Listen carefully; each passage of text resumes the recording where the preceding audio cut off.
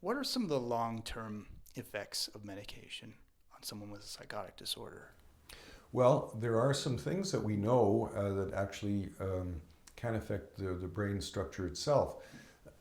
We know that taking an antipsychotic medication can actually cause the brain to shrink a little bit, and when one stops the antipsychotic medication, sometimes this minor shrinking can increase. It's not clear what the significance of this is. We know that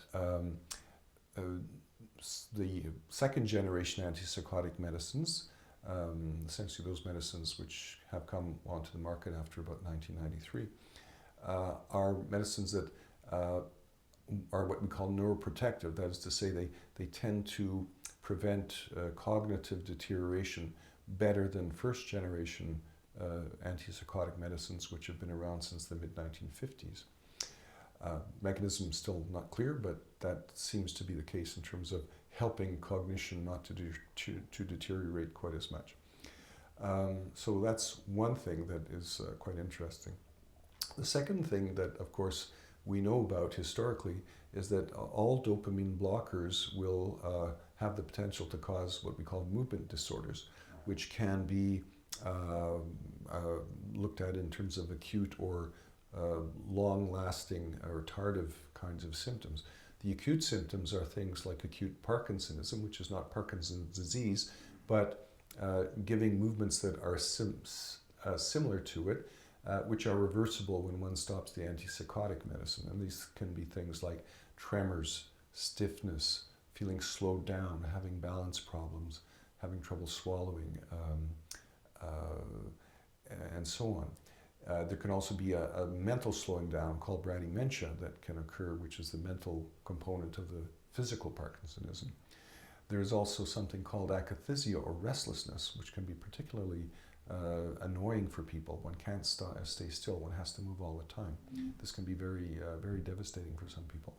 And finally, we have Dystonias or acute cramps, if you like. We see these much less commonly nowadays, but they still do occur from time to time. And it appears to happen in the beginning of treatment. Luckily, it's completely reversible with changing the medicine or giving antidotes to the cramp.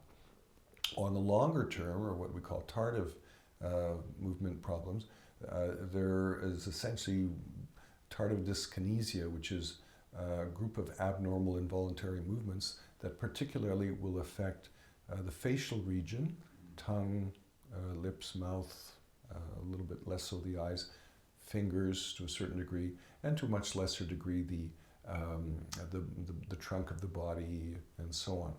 There is something called tardive akathisia, where the person looks as though he or she is rocking forward or has some abnormal sort of dancing movements of their limbs, but that tends to be a little bit lower. Luckily, with second generation antipsychotic medicines, the incidence of this has gone down considerably, but we still have to be vigilant for it. There is a more common problem now that we're concerned about, and that is what we call metabolic issues, because we know that antipsychotic medicines, like many other medicines, including most mood stabilizers for mood disorders, and most antidepressants, can cause weight gain. So that's one thing, but in addition to that, sometimes antipsychotic medicines can cause problems with sugar metabolism, giving a diabetes, particularly what we call a diabetes type 2, and also dyslipidemias or cholesterol problems.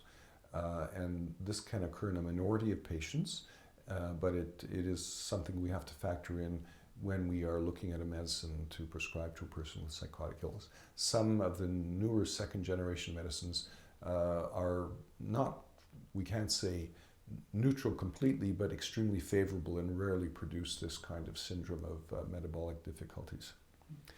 There can be another group of other kinds of symptoms. Often medicines will cause heart rate increases, blood pressure drops. This tends to be rarer nowadays. A lot of medicines can cause dry mouth, constipation. Of importance to many people are sexual side effects. Again, some medicines are more at risk for this, and other medicines appear to be at a very low risk for this. There are much rarer kinds of serious side effects with clozapine, which I mentioned earlier. About one person in 300 or so can have a serious decrease in the white blood cells, neutrophils, which fight bacterial infections. And of course, this necessitates stopping the medicine. And there are some other rarer problems like medicines that can cause convulsions or very severe heart rhythm problems or heart inflammation. But I would underline that these more severe problems are extremely rare, and when one looks at the actual risks of having a psychotic illness and the medical problems that occur with having a psychotic illness alone, which is untreated, the risks of dying with a psychotic illness untreated are much higher than one would face with any of the side effects, even the more severe ones.